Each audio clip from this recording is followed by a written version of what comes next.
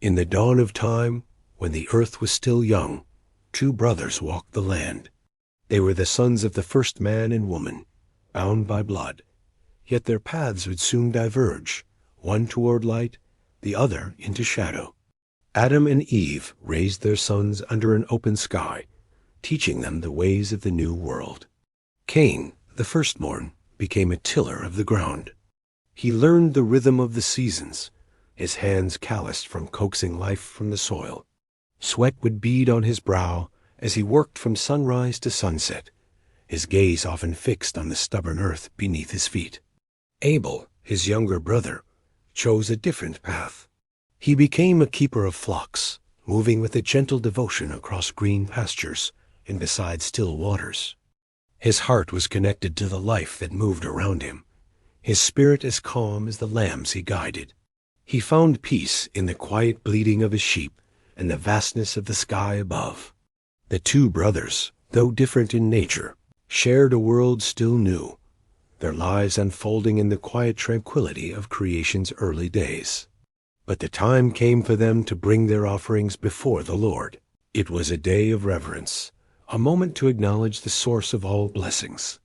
Abel, with a pure and sincere heart, selected the finest firstborn of his flock. He prepared his offering with care, his spirit full of gratitude. As he laid it upon the altar, the smoke ascended straight toward heaven, a clear and visible sign of divine favor. Then came Cain. He brought the fruits of the ground, the harvest of his labor. But as he presented his offering, his heart was not fully in it. A shadow of reluctance, a seed of resentment, had taken root within him. He watched as his offering failed to receive the same sign of acceptance, and a dark cloud began to form over his spirit. The air grew tense, the silence heavy with unspoken questions and a gathering storm of emotion. Seeing the storm brewing in Cain's heart, the Lord spoke to him, his voice a gentle but firm presence. "Why are you so angry? Why has your face fallen?" The question echoed in the stillness, a chance for Cain to turn from the darkness gathering within. "If you do what is right, will you not be accepted? But if you do not, sin is crouching at your door. It desires to have you, but you must rule over it." The warning was clear, a lifeline offered in a moment of great spiritual peril. But Cain stood silent, the shadows of his own anger and jealousy creeping deeper, obscuring the light. The warning went unheeded.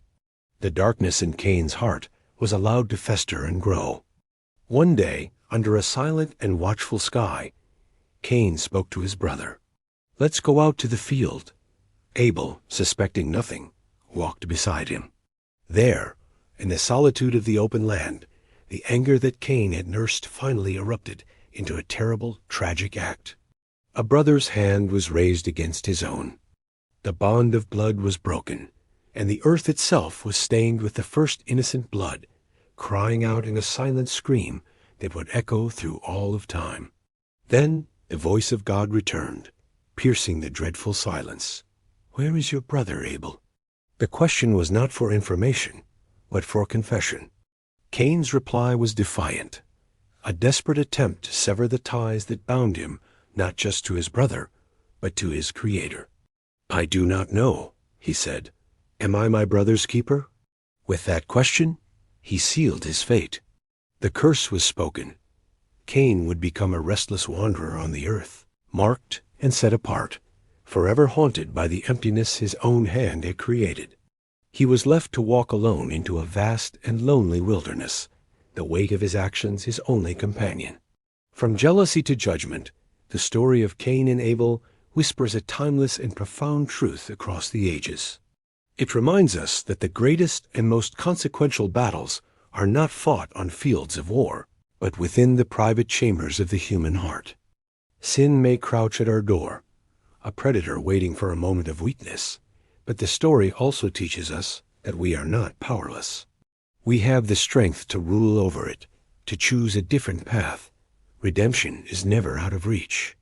It is found by turning away from the shadows of our own making and stepping back into the unwavering light. Thank you for joining us on this journey back to the dawn of humanity. If this story resonated with you, please consider liking this video and subscribing to our channel for more content that explores the depths of the human spirit. Until next time, may you find the strength to choose the light.